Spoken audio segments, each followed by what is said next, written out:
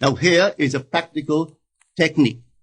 The first thing you do, you must know exactly what you want in this world.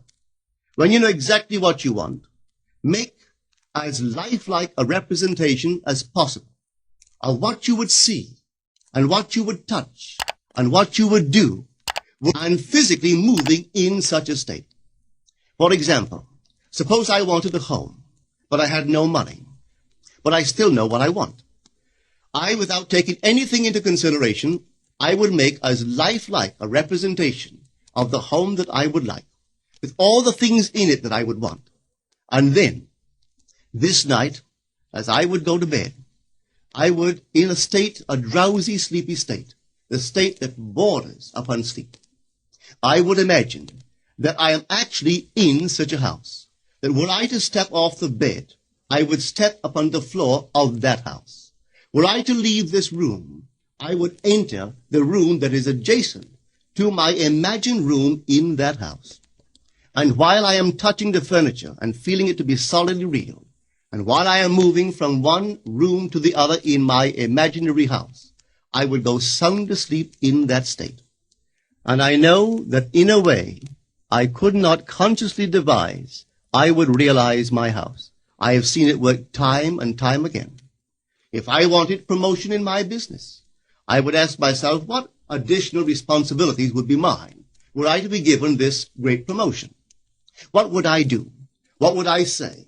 What would I see? How would I act? And then in my imagination, I would begin to see and touch and do and act as I would outwardly see and touch and act were I in that position.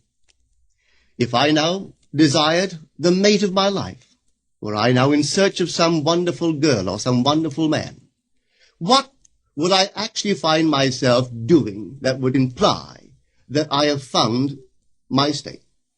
For instance, suppose now I was a lady. One thing I would definitely do, I would wear a wedding ring. I would take my imaginary hands, and I would feel the ring that I would imagine to be there. And I would keep on feeling it until it seemed to me to be solidly real. I would give it all the sensory vividness I am capable of giving anything. And while I am feeling my imaginary ring, which implies I am married, I would sleep. This story is told us in the Song of Songs, or the Song of Solomon. It is said, "At night on my bed, I sought him whom my soul loveth. I found him whom my soul loveth. And I would not let him go until I brought him into my mother's house, right into the chamber of her that conceived me." If I would take that beautiful poem and put it into modern English, into practical language, it would be this. While sitting in my chair, I would feel myself right into the situation of my fulfilled desire. And having felt myself into that state, I would not let it go. I would keep that mood alive, and in that mood, I would sleep. That is, taking it right into my mother's chamber, into the chamber of her that conceived me. You know, people are totally unaware of this fantastic power of the imagination. But when man begins to discover this power within him, he never plays the part that he formerly played. He doesn't turn back and become just the reflective life. From here on in, he is the affecter of life. The secret of it is to center your imagination in the feeling of the wish fulfilled and remain therein. For in our capacity to live in the feeling of the wish fulfilled lies our capacity to live the more abundant life. Most of us are afraid to imagine ourselves as important and noble individuals, secure in our contribution to the world, just because at the very moment that we start our assumption, reason and our senses deny the truth of our assumption. We seem to be in the grip of an unconscious urge, which makes us cling desperately to the world of familiar things and resist all that threatens to tear us away from our familiar and seemingly safe moorings. But I appeal to you to try it. If you try it, you will discover this great wisdom of the ancients, for they told it to us in their own strange, wonderful, symbolical form.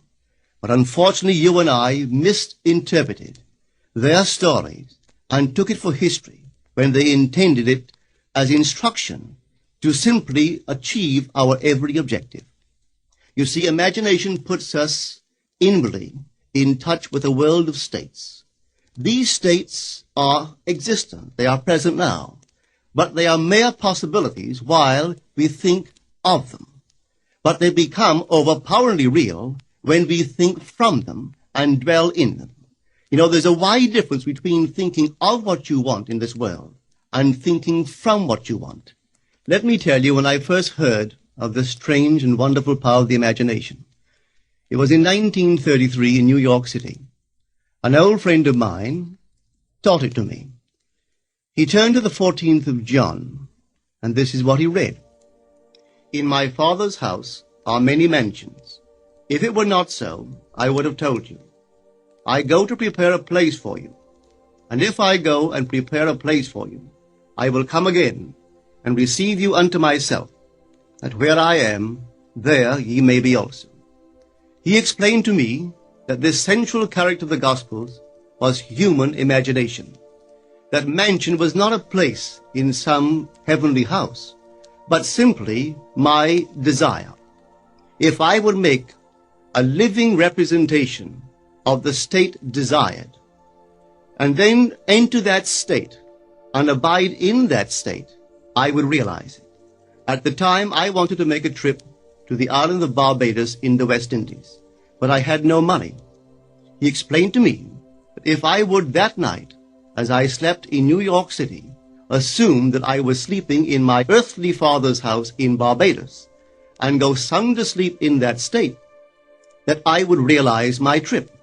Well, I took him at his word and tried it. For 1 month, night after night, as I fell asleep, I assumed I was sleeping in my father's home in Barbados.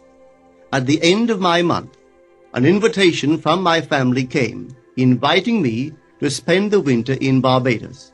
I sailed for Barbados the early part of December of that year. From then on, I knew I had found this Savior in myself. The old man told me that it would never fail. Even after it happened, I could hardly believe that it would not have happened anyway. That's how strange this whole thing is. On reflection, it happens so naturally. You begin to feel or to tell yourself, well, it would have happened anyway. And you quickly recover from this wonderful experience of yours. It never failed me if I would give the mood, the imagined mood, sensory vividness. I could tell you unnumbered case histories to show you how it works. But in essence, it's simple. You simply know what you want. When you know what you want, you're thinking of it. That is not enough. You must now begin to think from it. Well, how could I think from it? I am sitting here, and I desire to be elsewhere. How could I, while sitting here physically, put myself in imagination at a point in space removed from this room and make that real to me?